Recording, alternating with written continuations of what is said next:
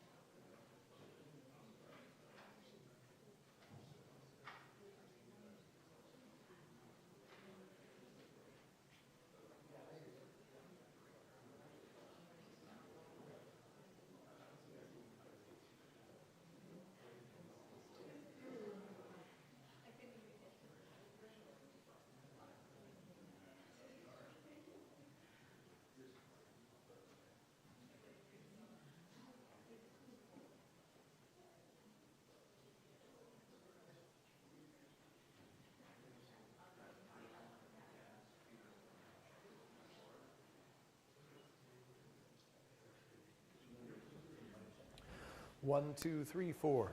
1, 2, 3, 4. We're good.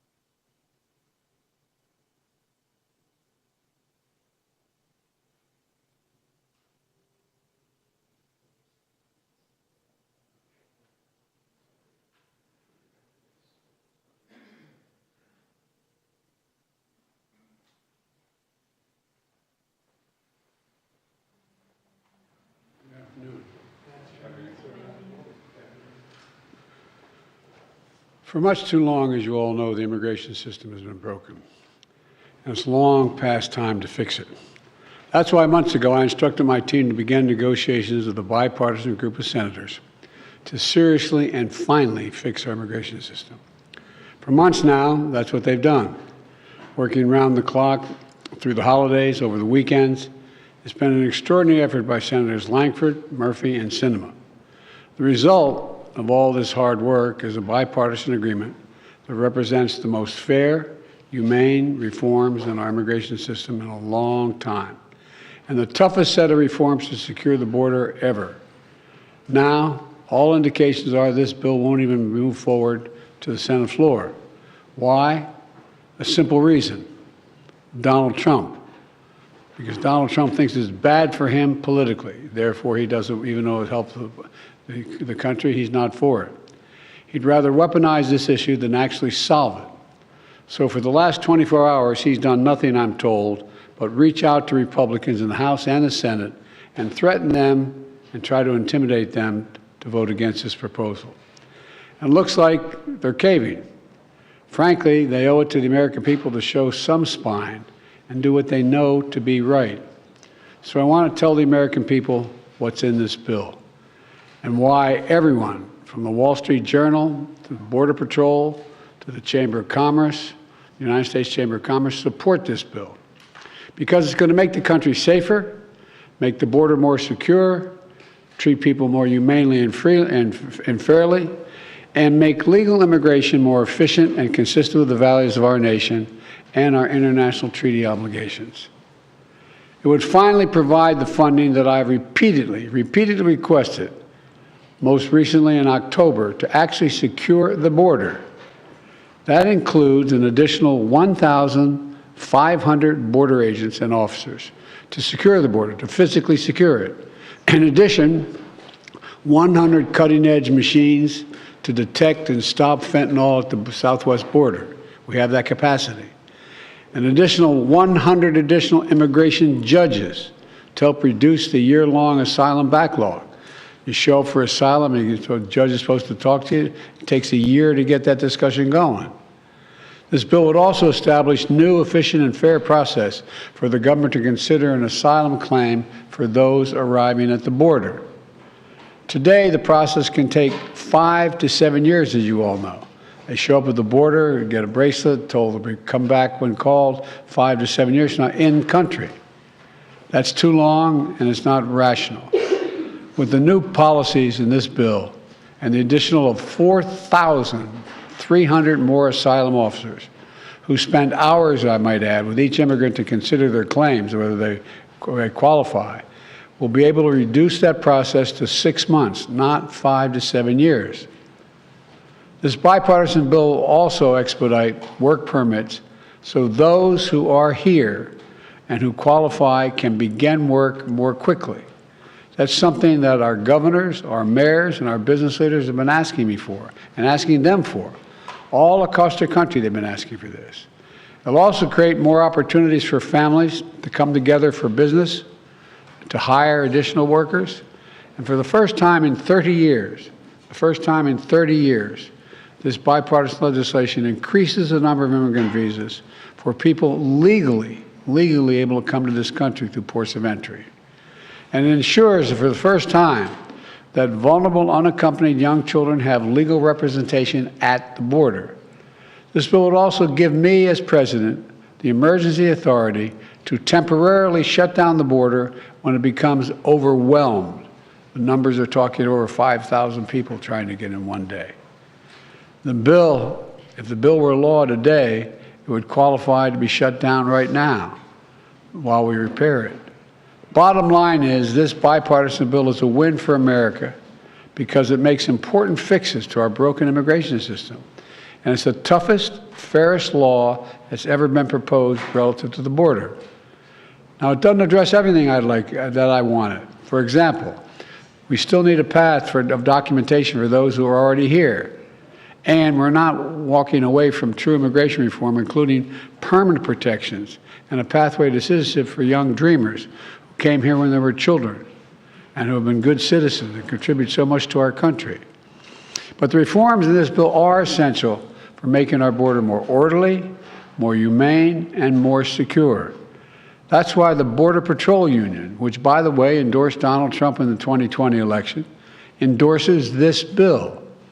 These are the people whose job it is to secure the border every single solitary day.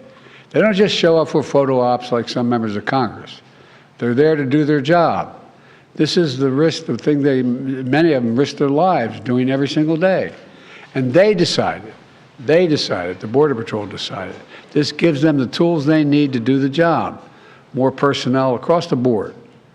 It's also why the U.S. Chamber of Commerce endorsed this bill, because they know this bill is not just good for the border, it's also good for American business and for the American economy.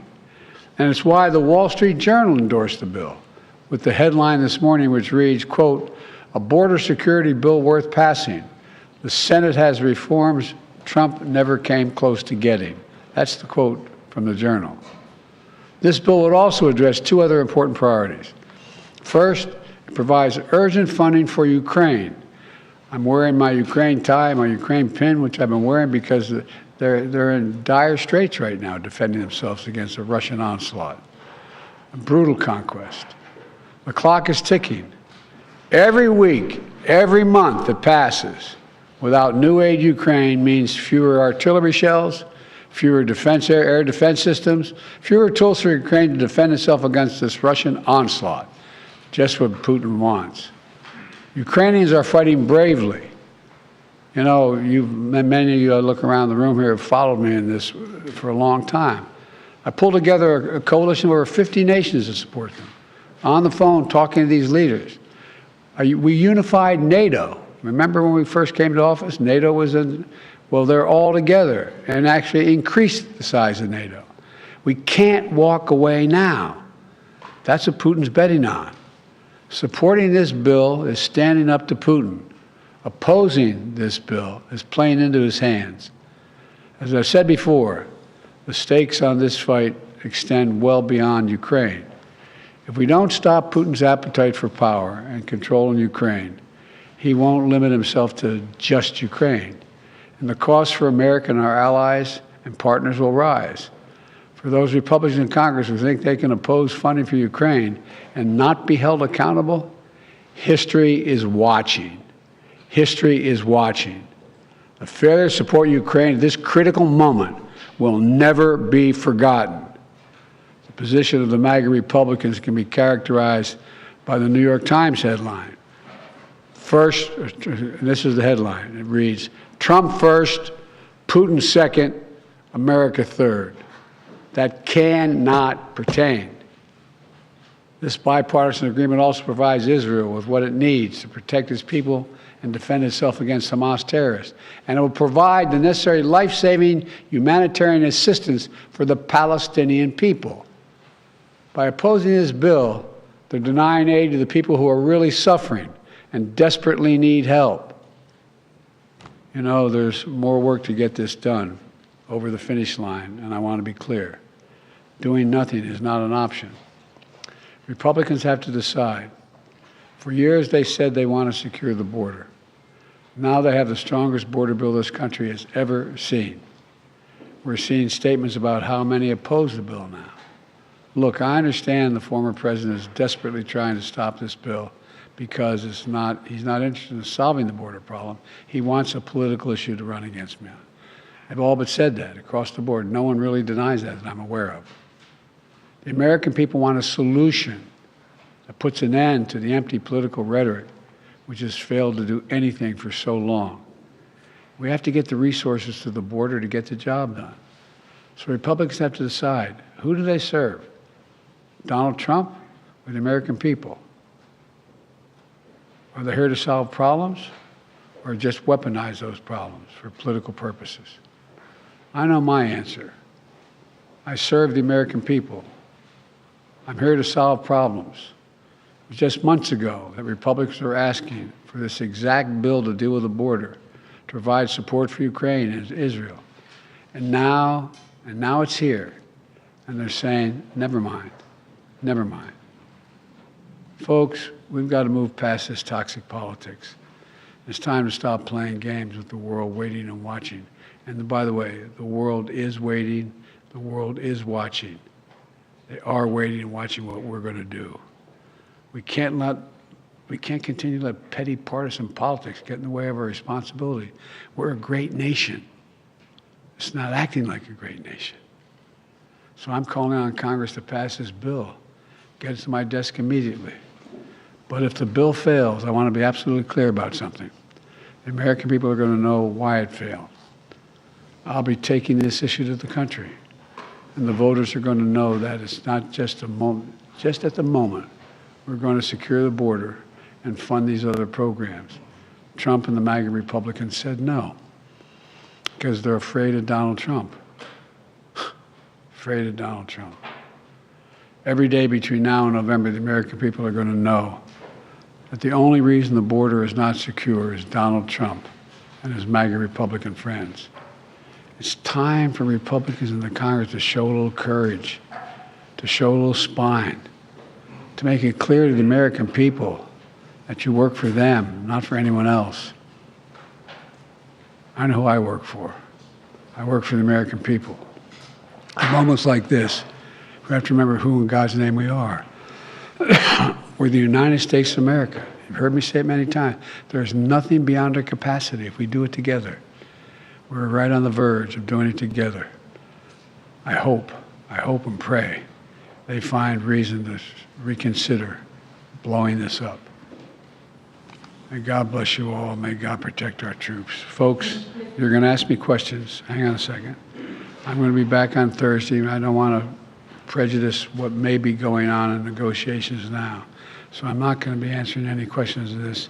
I'll be back Thursday to stand here with you and answer all the questions you want about this issue. Thank you. What needs to get done for the hostage deal to get resolved, sir?